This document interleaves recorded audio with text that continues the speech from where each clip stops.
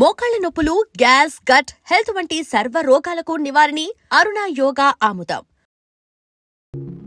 ఏవే కోడల పిల్ల, నీ గురించి గుర్రం పడితోలే రంగడు వచ్చాడు.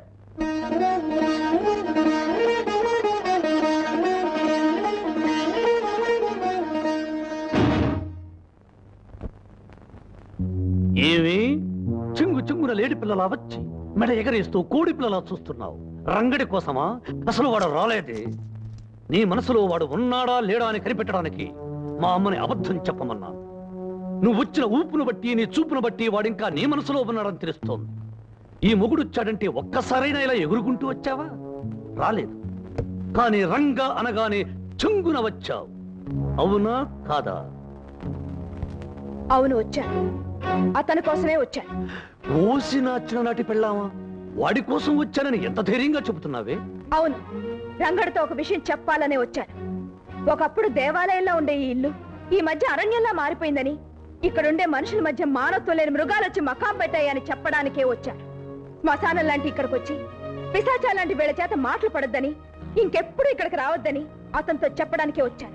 అంటే నీ వాగుడికి అర్థం మేము మృగాలు, పిశాచాలు, దెయ్యాలు, భూతాలు అనేగా? వాడి మైకం నీకు వదలకే నువ్వు ఇలా పెలుతున్నావు. వదలాలి అంటే వాడి జ్ఞాపకాలు, గుర్తులు ఏమీ ఉండకూడదే. దీన్ని మా దొరల భాషలో బ్రేకింగ్ అంటారు. బోడి మీ తెలుగు భాషలో పగలగొట్టడం అంటారు.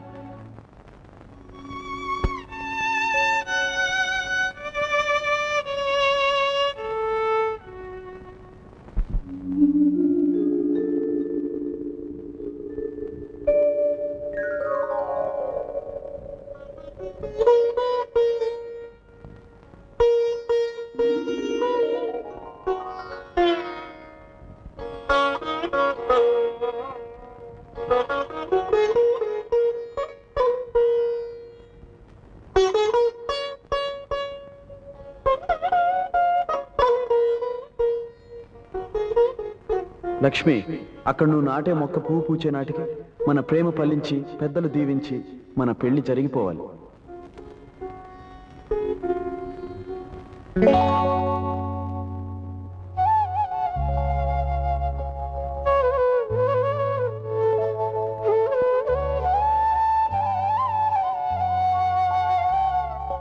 లక్ష్మి, కళ్ళ ముందున్న పువ్వుని చూస్తుంటే నీకేమైనా గుర్తుకొస్తుందా?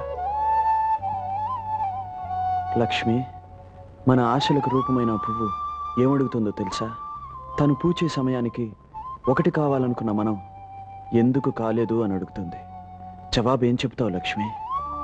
తను పుయ్యకు ముందు, మొక్క నాటేటప్పుడు చెప్పుకున్న మాటలు, చేసుకున్న భాషలు ఎందుకు చెరిగిపోయాయి అని అడుగుతుంది. జవాబేం చెప్తావు లక్ష్మి? ఏమని చెప్పను, ఎలా చెప్పను? ఒకప్పుడు మోగదాన్నై మాట్లాడలేకపోయాను. ఇప్పుడు మాట్లాడలేక మోగదాన్ని అవుతున్నాను. ఇలాంటి ప్రశ్నలకు జవాబు చెప్పాల్సిన పరిస్థితి వస్తుందని తెలుసుంటే ఎప్పటికీ మోగదానిగా మిగిలిపోయేదాన్ని. రంగా, మిగిలిపోయేదాన్ని. ఏమిటే కోడల పిల్ల, పొద్దున్నే గుమ్మం బయట పరాయి మగడితో పరాచకాలేమిటి? మళ్ళీ పంచాయతీ పెట్టించి గొడవ పెడితే మంచం మీద ఉన్న మీ నాన్నని బయట చాప మీద పడుకోబెట్టి తల దగ్గర దీపం పెట్టాల్సి వస్తుంది. జాగ్రత్త.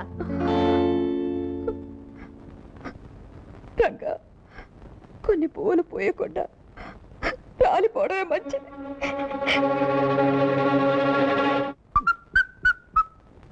ఏమిటి ఇక్కడికి రమ్మని కబురు చేసావు? నేను ఇంట్లో సంగీత సాధన చేసుకుంటుంటే ఆ సంగీత సాధన ఏదో తోటలో ఉన్నా నీకిష్టం చేసుకుందామని. మంగళ, నిన్ను చూస్తుంటే కొత్తగా కొన్ని వినలా ఉన్నా. నిన్ను చూస్తుంటే వాళ్ళు తెలిసిన తబలలా ఉన్నావు. ఓ, కచేరీ బెదరదమా? మంగళ, నేను పట్టుకోపోతే నువ్వు పారిపో. నేను కోకలాగితే నువ్వు కేక పెట్టాలి. అప్పుడే నాకు హుషారు వస్తుంది. నిజంగా మన ఇద్దరు ఆలోచనలు ఒకటి కాబట్టి మన ఇద్దరు మనసులు కలిసాయి. నా పద్ధతి కూడా అదే. అయ్యో, ఏమిటి నువ్వు అనేది? నేను చొక్కా చించిపోతాను, నువ్వు గింజుకోవాలి. నేను పంచలాగపోతాను, నువ్వు కేక పెట్టాలి. నేను పట్టుకోపోతాను, నువ్వు పరిగెత్తాలి. సరిగా సరిగా సరిగా సరిగమా.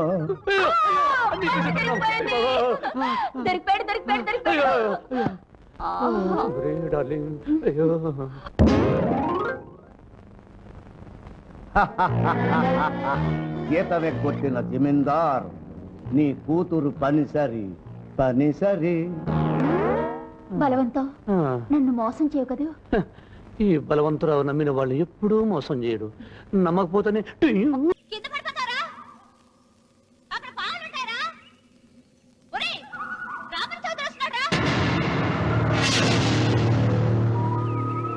ముళ్ళకి భయపడలేదు, పాముకి భయపడలేదు.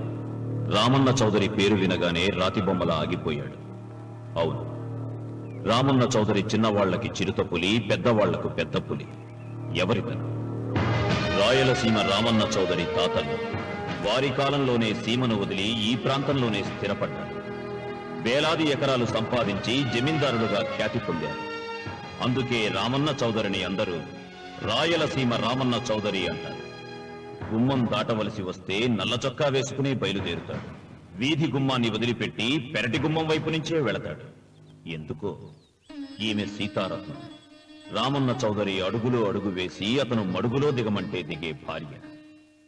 తండ్రి కంటి చూపుతోనే సమస్తం అర్థం చేసుకునే పెద్ద కొడుకు మురళి. ఇతను ఇంజనీరింగ్ చదువుతున్న రెండో కొడుకు రఘు. తన భుజం మీదున్న జందెం కంటే ప్రేమగా, స్నేహితంగా చౌదరిని ప్రేమించే ఒకే ఒక వ్యక్తి ఈ వెంకట శాస్త్రి.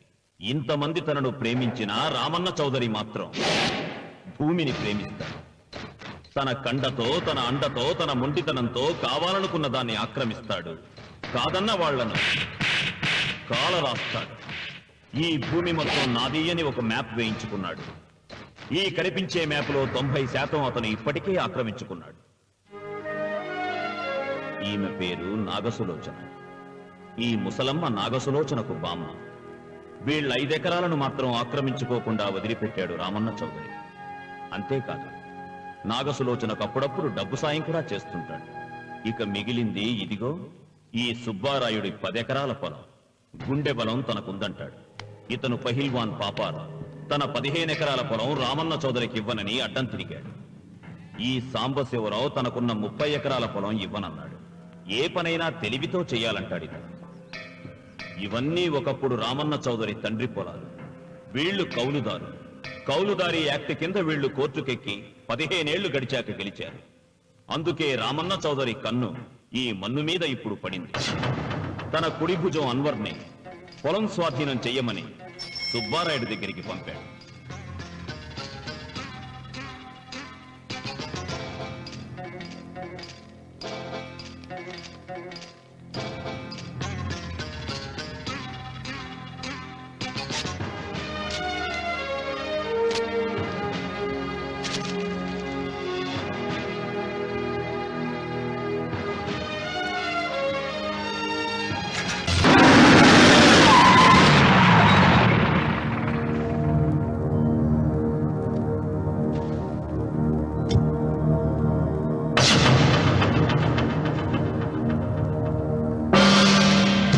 సుబ్బారాయుడు, రామన్న చౌదరి గారు వచ్చారు.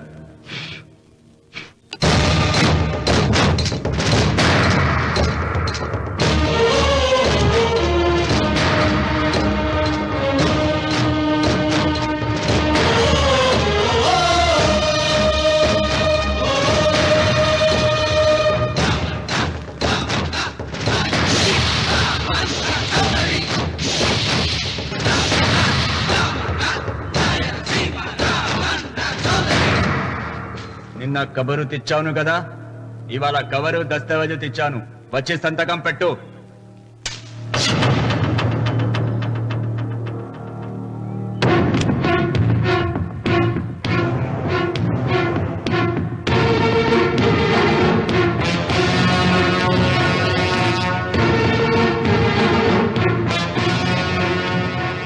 వెయ్యనా తిప్పను. హే సుబ్బారాయుడు, కొండ చిల్వ నోటులు కంఠం పెడుతున్నావు, చేస్తావు. ఆకు తిప్పక ముందే సంతకం పెట్టాయి. అయినా ఆకు తిప్పతే ఏమవుతుంది నీకు తెలుసు కదా. అంత చావదొచ్చినోడేం కాదులే. నా వెనకమాల బలగం ఉంది. ఏం చేసుకుంటాడో చేసుకోమను.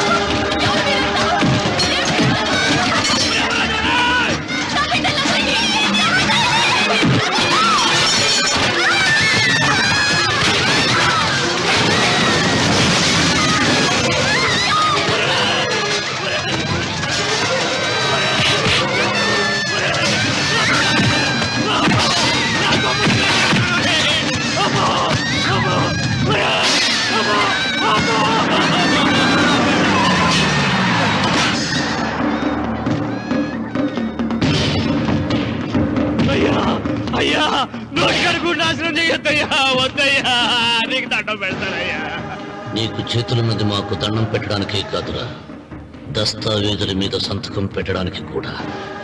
అన్వర్, పెడతానయ్యా, 2 రోజులు గడిపియండి.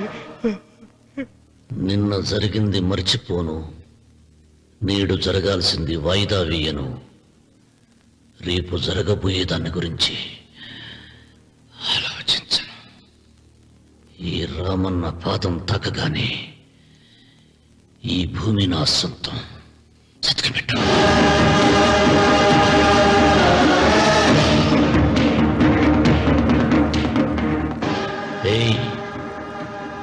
బలవంతుడు ఎదురు వచ్చినప్పుడు తల వంచిన వాడు బాగుపడతాడు, ఎదిరించిన వాడు వాగులో పడతాడు. రామన్న చౌదరి.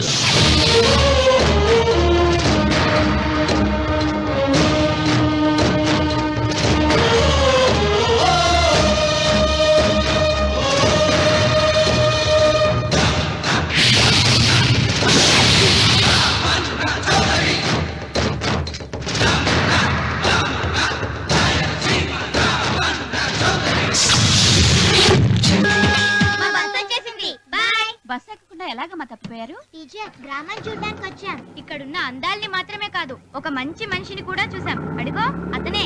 అంకుల్ బాయ్, మీరు మా శ్రీనిత్యానికి తప్పకుండా రావాలి. వచ్చేసా. ఏంటమ్మా రాఖీ రెడీయా? నీదే ఆలస్యం. తోడపట్టపోయిన ప్రతి సంవత్సరం మర్చిపోకుండా కడుతున్నావమ్మా. దీర్ఘ సుమంగళి భవ. మంచి మట్టి గాజులు వేయించుకోమ్మా. ఈ పేదవాడిని నీకు ఇంతకన్నా ఇచ్చుకోలేడు. మట్టి గాజులు ముత్తైదికి శుభం అన్నయ్య. అవును, ఈ రోజు పూజ బాగా భారీగా చేసావమ్మా. ఎందుకలా అడుగుతున్నావు? నిన్న మీ ఆయన ఇంత పాపం చేశాడు. ఆయన వస్తున్నారు. ఏరా వెంకన్న, ఇందాకటి నుంచి ఆకాశవాణి వార్తలు వినిపిస్తున్నాయి. నన్ను చూడగానే టక్కున కరెంటు పోయిందేమిటి? నువ్వు మమ్మల్ని మాట్లాడిస్తే కదా. తప్పుకోమ్మా. అంతేనా? పొద్దున్నే తపాలా మోసిన సంగతి నాకు తెలిసిపోయిందని భయం. నేను తప్పాలా మోసానా? ఏం చేయలేమ్మా. వీడి గురించి నేను ఏమైనా చెప్పానా? ఇంతకు ముందే కదా అన్నయ్య ఆయన ఇంత పాపం చేశారన్నా. అయ్యో, దేవుని ముందైనా నువ్వు అబద్ధం చెప్పగలవేమో గానీ మీ ఆయన ముందు నువ్వు అబద్ధం చెప్పలేవు. వెంకన్న, సీత చేత రాఖీ ఎందుకు కట్టించుకున్నావు? నా చెల్లెలి కాపురం బాగుండాలని. మరి నువ్వు అన్న జీవితం చల్లగా ఉండాలని కోరుకున్నావా? కోరుకున్నానండి. ఏం కోరుకున్నావు? వాడు గులాబీ తోట ఎండిపోయిందని తెలుసా? ఇదిగో సీత, రాఖీ కట్టించుకున్న చేత్తోనే ఈ డబ్బులు వాడికి. రావుడు, గులాబీ తోట ఎండిపోయిందని నాకెలా తెలుసు అనేగా. నా కన్ను నాకు కావలసిన పొలాన్నే కాదురా, నా ఆత్మీయుల కష్టాలు కూడా చూస్తుంది. టిఫిన్ తిన. And for more videos, please subscribe to iDream. Please subscribe to iDream. Please subscribe iDream. And please subscribe to iDream. For more videos, subscribe to iDream. Please like, share and subscribe to the channel. congratulations, iDream. Subscribe to iDream. Subscribe to iDream. So subscribe to iDream Media. iDream team అందరికి huge congratulations. Please subscribe iDream Media. Please subscribe to iDream. Subscribe iDream. Please subscribe to iDream. iDream అంటే నా కళల channel subscribe చేసుకున్న నోరు తిరుగుతలేదు. మీరైతే గంట గుర్తు కొట్టండి. For more such videos, please subscribe to iDream.